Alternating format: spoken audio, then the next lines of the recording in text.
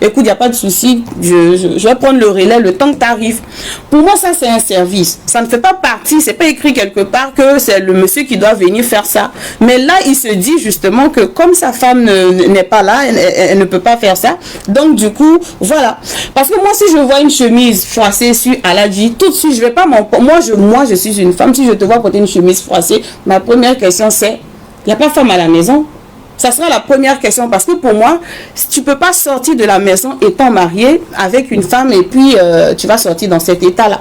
Pour moi, c'est ça, c'est le devoir de la femme. Et là, ça rentre un peu dans le cas des paroles valorisantes. C'est-à-dire, une femme même qui prend l'habitude de dire de belles paroles à son mari, elle ne va même pas accepter qu'il sorte avec une chemise froissée, parce que là, elle va tout de suite remarquer qu'il y a quelque chose. Parce que quand il sort bien habillé, elle lui dit, ah, tu as une belle chemise aujourd'hui. Donc, si elle a l'habitude de lui dire ce genre de choses, qu'il se retrouve avec une chemise froissée, elle va prendre tranquille et puis repasser. C'est son devoir. Ok.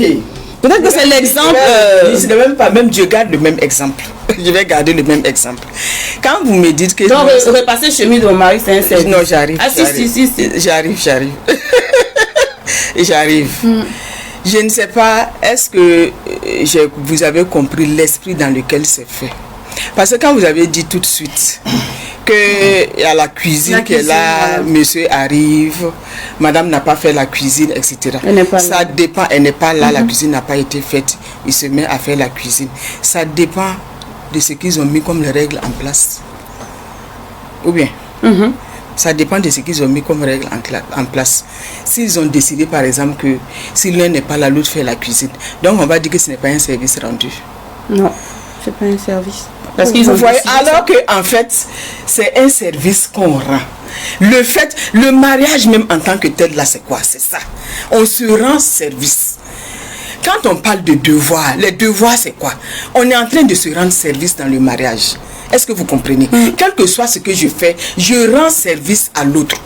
Okay. Même si on me dit que c'est un devoir, mais c'est un service que je suis en train de rendre. Donc un devoir, Oui, c'est un service que je suis en train de rendre. Et là, vous voyez que là, dans ce cas particulier-là, le fait même de dire, de faire attention à la chemise, peut-être que la chemise a été repassée.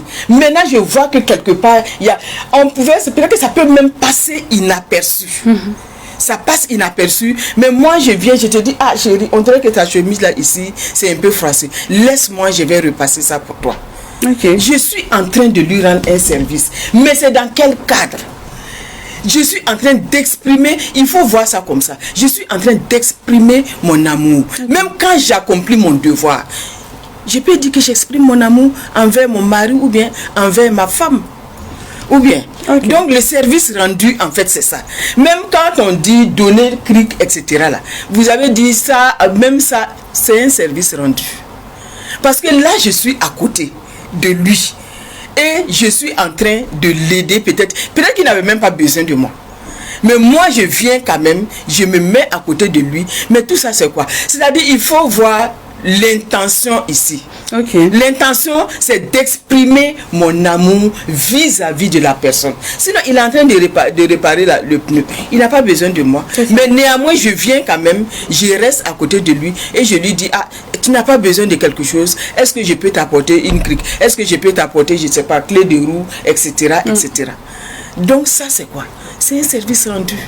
C'est dans cet esprit-là qu'on dit, voilà. D'accord. Alors, tu voulais dire quelque chose?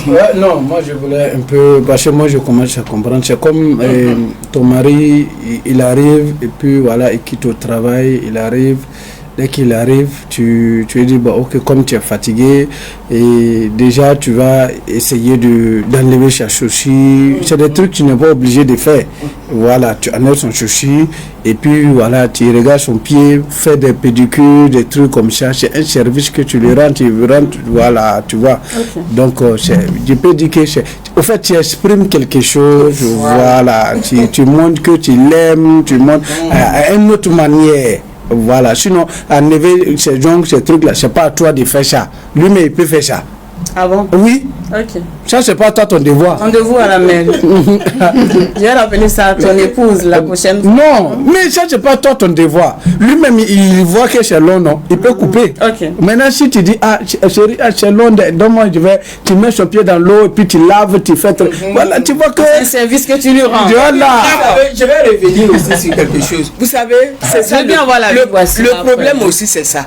Parce que tout ce qu'on fait, on se dit non, c'est ton rôle, c'est ton devoir, c'est ton devoir. Et on ne prend pas le soin de dire à la personne merci pour ce que tu es en train de faire. Le fait même de faire la cuisine, même si c'est mon devoir, c'est un service que je suis en train de rendre. Merci pour le repas que tu nous as servi aujourd'hui. Vous ne pensez pas que ça fait plaisir? Si. Ça fait plaisir, c'est ça. Mais quand on se dit non, c'est ton rôle, c'est ton devoir, donc je n'ai rien à dire par rapport à ça, parce que c'est ce que tu devrais faire. Il y a problème. Hein. Il y a problème. Parce que là, je veux bien avoir ton avis. Moi, je vais répondre, c'est ce qu'elle vient de dire dernièrement. C'est-à-dire, tu fais quelque chose, le fait de voir tout un devoir.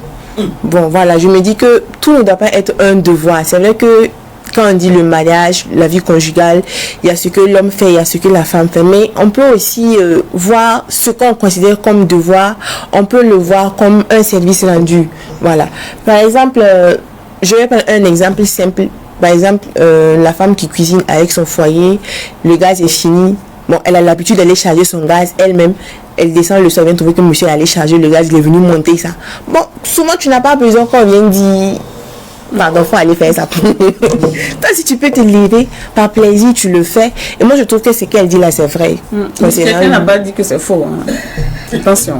J'appuie. Non, attention, on n'a pas dit que c'est faux. Non. Oui, en fait, c'est pour appuyer en fait ce qu'elle a dit. Et effectivement, quand tu viens trouver qu'il l'a fait, la première chose, ton premier réflexe, c'est de lui dire merci. Merci chérie d'avoir effectivement d'être allé charger la bouteille de Mme Doré, oui. Le merci n'a rien à voir avec le service rendu et puis le devoir. Ça n'a rien à voir. D'accord? Parce que ce soit un devoir, que ce soit un service, le merci, c'est le minimum. C'est le minimum. Même un compliment. On peut dire merci. Même comme vous avez dit, la femme qui... Même le mari qui vient donner, comment on appelle ça, l'argent de popote. C'est son devoir, non? Mais lui dire merci, c'est reconnaître l'effort qu'il a fourni. Il sera content. Donc pour moi, le merci ne nous sépare pas de service et puis de devoir. Non. Le fait que le service ne nous sépare pas, ça veut dire, du moment qu'on a pris ça comme un devoir, on oublie de dire le merci. Parce que souvent quand on dit que c'est, quand on trouve que c'est un devoir, on dit mais c'est normal, c'est ce que tu dois faire, c'est ton travail. Donc on se dit qu'en ce moment on n'a pas besoin de dire un merci. Je prends l'exemple d'un monsieur qui vient trouver que sa femme a lavé ses habits. Il va se dire que bon, c'est un devoir pour elle de laver mes tenues. Donc quand c'est sale, elle doit les laver. Et bon, ça va pas lui venir en tête de dire merci parce que c'est son travail. Mais quand il vient trouver qu'elle a fait quelque chose de différent qu'elle ne fait, je dirais bon, très rarement, voilà, qu'elle n'a pas. C'est en ce moment on trouve que c'est un service rendu, on dit merci. Pourtant même le devoir qu'on considère là, on peut dire merci aussi. D'accord. Je pense qu'on dit la même chose. Peut-être que c'est la façon de dire. Sinon on pense pareil. Hein, on dit, voilà, je dis qu'on dit toute la même chose, bien tous la même chose. En fait, quand on dit après le service rendu de dire merci, ça ne veut pas dire que c'est lié forcément, mais c'est pour dire que ça doit être un comportement. Ça doit être une attitude de tous les jours. Voilà, donc voilà pourquoi j'ai dit, par exemple, il est allé charger le gaz, il est revenu, et surtout comme elle a dit, peut-être que dans ce cadre-là encore, surtout qu'il ne le fait pas très souvent, il a fait aujourd'hui, ah, merci chérie d'être allé charger la bouteille de gaz. Ça l'encourage. Ça fait plaisir. Voilà, ça fait plaisir. Donc, c'est pour dire que, bon, peut-être qu'on va dans les paroles valorisantes, c'est vrai, mais c'est déjà un fait. Voilà. D'accord. Donc, les cadeaux, les paroles valorisantes, du genre, t'as une belle coiffure, ta tenue te va ravir. C'est ça. Voilà, le jaune, tu peux le changer. Ça change un peu aussi ton... Ce sont des paroles valorisantes, mais malheureusement, qui ne sont pas tout le temps envoyées dans les... Hein? Tout le temps envoyé dans les couples, parce qu'on prend tout pour acquis aussi. Hein. En fait, c'est ça. Quand on parle de devoir, on prend tout pour acquis. En fait, c'est ça. Puisqu'on se dit que bon, c'est normal, donc on n'a pas besoin. Alors qu'il y a des choses, bon, vraiment, ça renforce les liens. On a les touchés physiques aussi. Ça dépend des cultures. Oui, ça dépend des cultures. Il y a des cultures. Je doute que dans le village de Wassila, par exemple, que ça soit bienvenu. Je ne sais pas. Bon, elle est pas beaucoup de en fait, souvent, oui, comme tu l'as dit, il y a des cultures, tu vas t'amuser en public, tu t'amuses sur la table, tu vas dire, hey,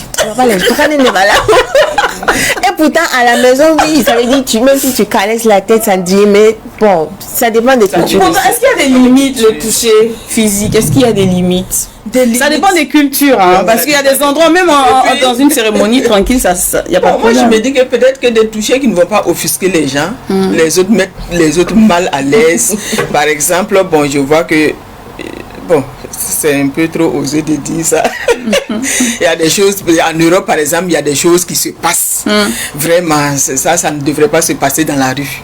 Ça devrait se passer dans la chambre. Bon, quand on fait ça, quand même, c'est chose. Sinon, c'est le toucher physique, là. Bon, je vais appeler ça toucher physique. Puis de toutes les façons, il y a deux corps qui se rencontrent là-bas. Même il y a des touchés simples, là, souvent ça dérange. Hein. Tu es avec ton mari qui a un petit truc, voilà, tu as touché, voilà. Sans problème, hein, même les petits trucs là, hein, voici la me choquée, vous voyez un peu, ça dépend des cultures. Je connais des cultures, même pas en Europe, hein, en Afrique ici, où tranquille, non, franchement pas de problème, ça se touche, ça s'attrape, on marche tranquillement sans problème. Mais bon, je n'ai rien contre les Rossi. Hein. Non, la plupart du temps, c'est en public. C'est souvent en public, bon, ils se sentent gênés, ils trouvent que madame... Sinon, hors antenne. Même souvent, même quand ils se demandent, même tu l'attrapes, ils disent, hey, tu vois pas les gens. Non, ça ne doit pas avoir voilà. Il ne faut pas forcément que ce soit un 2 pour 4 minutes. Même des fois, vous devez continuer à exprimer votre amour. D'accord. Non, c'est ce que je voulais dire. Il y a des moments, il faut dépasser quand même certaines choses. Vous avez la parole, on profite pour la conclusion. Voilà. Donc il y a des moments il faut dépasser certaines choses quoi. Voilà, vous savez qu'une fois on a dit ici, chaque couple a sa culture, hein. On crée sa culture à elle. Voilà, une culture qui nous est propre. Notre langage, comment est-ce qu'on doit s'exprimer, etc. Bon, chaque couple le fait sans trop tenir compte. Parce que vous savez, si on doit tenir compte de tous ces paramètres là, je crois qu'on ne pourra rien faire. Il n'y aura pas de langage. Il n'y aura pas de langage. Voilà. Donc c'est pour vraiment la clôture, pour encourager vraiment les couples. Vraiment à connaître eux-mêmes d'abord. Moi-même, je cherche à connaître mon langage d'amour et je cherche à connaître le langage d'amour de mon partenaire. Et je voudrais dire en même temps aux hommes là, quand madame vient s'exprimer comme ça et puis bon, elle fait, c'est pas la peine de la rabrouer parce que on vous connaît. À venir rabrouer, il faut te demander, tu as appris ça où? Depuis le début de la chronique. C'est maintenant où on a compris là où vous avez venu. Voilà, c'est pour dire tu as appris ça ou ça a commencé depuis quand, etc. Donc de grâce. Voilà, donc il faut, c'est ça, c'est la vie de couple comme ça. Ok, je conclue comme ça.